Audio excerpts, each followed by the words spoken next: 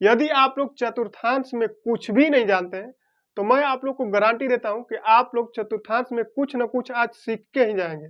यानी कि चतुर्थांश का आप लोग 90% 100% आप लोग यहाँ से सीख के जाएंगे। ठीक है, बस आप लोग को वीडियो को छोड़ना नहीं है। तो आइए हम लोग इसको स्टार्ट करते हैं बिना कुछ देरी किए। सबसे पहले आप लोग को पता होगा, यहाँ पे हम एक रेखा ले लेते हैं। ठीक है, दो रेखा ले लेते हैं। इसके बारे में सबको पता होगा।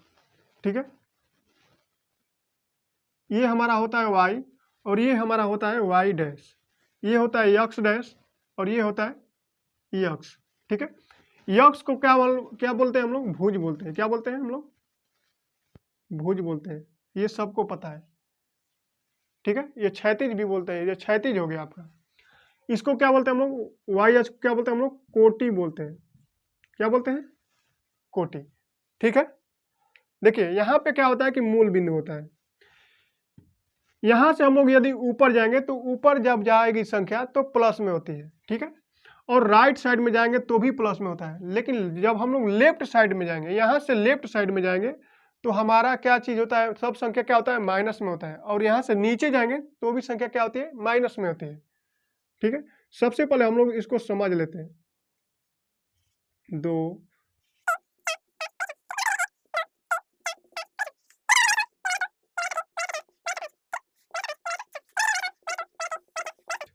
ठीक है, अब देखिए, अब हम लोग को इसमें जानना है कि कौन से चतुर्थांश, कौन किसका पहला भाग होता है, कौन दूसरा भाग होता है, कौन तीसरा भाग होता है, कौन चौथा भाग होता है, और इसमें कैसे क्वेश्चन आते हैं।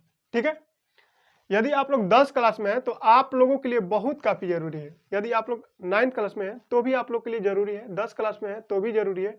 इंटर में है तो भी जरूरी है। यदि आप लोग कोई भी परीक्षा का तैयारी करें तो भी आप लोग के लिए जरूरी है। ठीक है, तो देखिए ये हमारा पहला चतुर्थांश हो गया। ठीक है, यानी कि प्रथम चतुर्थांश। ठीक, ये हो गया हमारा दूसरा चतुर्थांश, ध्यान दीजिएगा। इसके बाद ये हमारा हो गया तीसरा चतुर्थांश और ये हो गया हमारा चौथा चतुर्थांश। ठीक है, अब आप लोग कहेंगे कि इसमें तो कुछ बुझा ही नहीं रहा है कि कैसे कैसे पता चला है कि कौन क्या है, कैसे क्वेश्चन पूछता है। तो देखिए, पहला चतुर्थांश में जो होता है ये हमारा पहला चतुर्थांश है। ठीक है, ये जो एरिया है ये पहला भाग है। ठीक है, तो पहला भाग में यक्स और वाई। ठीक है, हमेशा जब भी लीजिएगा आप लोग यक्स और वाई ही लेना है आपको। ठीक है, तो यक्स और वाई पहला चतुर्थांश में क्या है? प्लस में है। ठीक है, यानी कि कोई पूछेगा कि यदि दोनों संख्या प्लस में है, जैसे मान लीजिए कि यहाँ पे 4 है और यहाँ पे 3 है, ये कौन सा चतुर्थांश में है? ठीक है, तो आप लोग यहाँ पे ध्यान दीजिएगा कि इस ये जो मान है ये यक्स का मान है और ये जो मान है ये वाई का मान है। तो आप बताइए कि यक्स किस में प्लस है और वाई किस में प्लस है? तो आप लोग कहेंगे कि इस चतुर्थांश में दोनों संख्याएं क्या है? प्लस में, यानी कि इधर भी प्लस और इधर भी प्लस। तो हम लोग कह सकते हैं कि इसमें जो यक्स और वाई का जो मान होता है वो क्या होता है? प्लस में होता है। ठीक है, अब इसमें देखिए, यहाँ पे हम लोग देखेंगे यक्स का जो मान है वो माइनस में है दूसरा चतुर्थांश में, और वाई का जो मान है वो क्या है? प्लस में है। यानी कि हम लोग कह सकते हैं कि दूसरा चतुर्थांश में यक्स माइनस में होता है और वाई किस में होता है? प्लस में होता है। ये हमारा हो गया तीसरा चतुर्थांश। तीसरा चतुर्थांश में देखिए ये भी माइनस में और ये भी माइनस में, यानी कि वाई भी माइनस में और यक्स भी माइनस में। तो हम लोग कह सकते हैं कि तीसरा चतुर्थांश में यक्स भी माइनस में और वाई भी माइनस में। ठीक है, आप लोग टेंशन मत लीजिए, इस पर सवाल भी बताऊंगा मैं आप लोग को। ठीक है, अब यहाँ पे ध्यान दीजिए, ये चौथा चतुर्थांश है। तो जो यक्स है इसमें क्या है? प्लस में है, तो यक्स को प्लस में करेंगे और वाई क्या है? यहाँ पे माइनस में है। ठीक है, तो यहाँ पे लिखेंगे माइनस वाई। ध्यान से देखिए, कुछ ज्यादा इसमें सोचना वोचना नहीं है, बस ये खाना आप लोग को देखना, ये पहला, ये दूसरा, ये तीसरा, ये चौथा, और प्लस माइनस आप लोग को ध्यान देना है। ये देखिए पहला में क्या है? दोनों प्लस में, दोनों को प्लस में कर दिए, यक्स और वाई दोनों प्लस में है। इसमें क्या है? वाई प्लस में, यक्स माइनस में हो गए।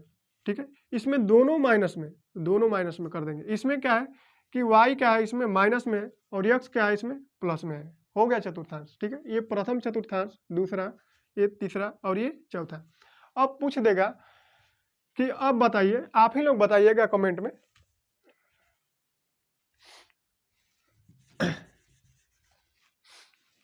कहेगा कि ये -5 और ये 4 किस चतुर्थांश में स्थित है। ये क्वेश्चन हमेशा पूछता है, बोर्ड के एग्जाम में भी पूछता है और कॉम्पिटिटिव एग्जाम में भी ये सवाल पूछता है कि ये किस चतुर्थांश में है। हालांकि यहाँ पे नंबर चेंज हो सकता है, संख्या भी चेंज होगा, प्लस माइनस भी चेंज होगा, ठीक है। पूछेगा कि किस चतुर्थांश में स्थित है, ठीक है। तो आप लोग बताइए ये किसका मान हो गया, यक्स का। यक्स हमेशा पहले होता है और वाई बाद में, ठीक है। अब बताइए यक्स जो है किसमें पहले माइनस होता है और फिर वाई प्लस में होता है, ठीक है। तो आप लोग कहेंगे भैया कि देखिए यहाँ पे जो द्वितीय चतुर्थांश है वो क्या है, यहाँ पे -5 और y का मान 4, यानी कि हम लोग कह सकते हैं कि ये जो है, ये जो निर्देशांक है वो किस चतुर्थांश में स्थित है। तो आप लोग कहेंगे कि द्वितीय चतुर्थांश में है, ठीक है। अब मान लीजिए कि हम लिख दिए यहाँ पे -3 और -2, ये किस चतुर्थांश में स्थित है। तो आप लोग कहेंगे कि ये तो दोनों माइनस में है। जब दोनों माइनस में रहेगा तो आंख बंद करके सीधा यहाँ पे कह देना है कि तीसरा चतुर्थांश में स्थित है। तीसरा चतुर्थांश में दोनों का मान यानी कि x और y दोनों का मान क्या होता है, माइनस में होता है, ठीक है। अब यदि आप लोग को कह देगा कि अब बताइए आप लोग कि यहाँ पे 2 हो गया, सॉरी आप लोग को दिखाई नहीं दे रहा होगा, ठीक है।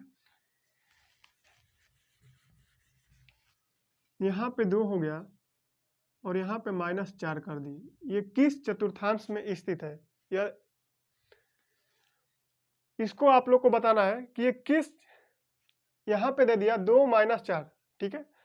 अब आप लोगों से पूछेंगे हम कि ये किस चतुर्थांश में स्थित है, तो आप लोग को कमेंट में बताना है, ठीक है, कि ये किस चतुर्थांश में स्थित है।